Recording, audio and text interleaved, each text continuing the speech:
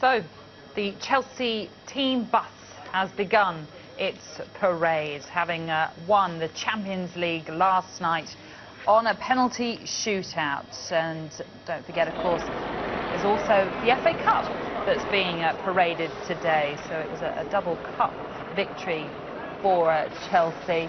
Roman Abramovich, you could see there, part of the celebrations, and many of the team members you'll be picking out as we show you the footage from this parade. But Torres was there along with Lampard, and there's Terry and Didier Drogba, who equalised for Chelsea so late on in that game at the Allianz Arena. So many would have thought that Bayern Munich were going to win this, having scored themselves in the 82nd minute, but in the 88th minute, up popped Didier Drogba to equalise and force extra time, and he then obviously went on to score the winning penalty as well. 9 finals, 9 goals from Drogba, not bad, is it? Although when I see silverware just being perched on the end of a bus there, I think of Copa del Rey, I think of Sergio Ramos. I think, be careful, don't drop it, Didier, don't drop it. Roman Abramovich there took over the club in 2003. It was his dream, it was the holy grail for him. He wanted to win the Champions League. He thought that Andre Villas-Boas would be the man to lead them to the European Cup this season. As it was his interim coach, Roberto Di Matteo, who has managed to succeed where others before him have failed. And that is why Chelsea are now parading not only the FA Cup, but the European Cup through the streets. They're leaving Stamford Bridge, as you can see right now. And 4 years ago, when they suffered that heartbreak in Moscow against Manchester United, losing on penalties, this time penalties have got them through to this position, and some Chelsea fans must be pinching themselves, thinking, we never thought we'd see pictures like this. A bus with champions of Europe 2011-2012 on it, and our players pulling away out of Stamford Bridge with the European Cup and a number of cameras in their hands as well. Oh yes, one of the characters I think you have to look out for is a certain David Luiz.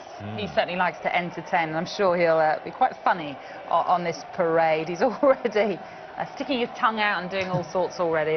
He certainly loves to milk the opportunity, I think. And it doesn't matter where you are, if you're a Chelsea fan, you will try and get a glimpse of that parade out of the window in your flat maybe. There's people perched on walls trying to get a good view. John Terry there in his Champions shirt. Of course, he missed the final, one of 4 Chelsea players who were suspended for that final, but he was allowed to go up and share in the trophy lift and join in the celebrations of winning that Champions League final. John Terry at the front there. Ashley Cole, who by all accounts had a superb game last night, one of the star standout performers for Chelsea in the Allianz Arena. Solomon Kalou among the starting 11 as well, and a glimpse of Gary Cahill at the back. He must be thinking, what a good choice it was to come to yes, Chelsea. I was just thinking in your first season. We're going to hear from Roy Hodgson, by the way, shortly on him, who's been speaking about the England international, but he must just be absolutely delighted with his decision. A European champion in your first year at Stamford Bridge. To play in the final alone and then to actually win it, quite incredible, and something that he will remember fondly, that's for sure. You picked up on Ashley Cole. This, of course, was his 3rd Champions League final, wasn't it? Having suffered defeat with Chelsea in 2008, as well as Arsenal back in 2006. As we were telling you before, 70,000 people lined the streets when Chelsea paraded their FA Cup and Premier League Cup back in 2008. And you have to expect there'll be plenty more here today in Fulham, celebrating this momentous day. I should say it was 2010, not 2008. 2010 that was. And such special days for the fans, everyone connected with Chelsea, and for the players, and for some of these players, and possibly even for the manager. They'll be savouring these scenes because they might not be at the club next season. Of course, we wait to see what's going to happen with Didier Drogba. Will he sign a new contract? Will he move on to pastures new, maybe to China? Will Gary Cahill and co be managed by someone completely different next season? Will Roberto Di Matteo be rewarded with the permanent position, or will Roman Abramovich decide to look elsewhere?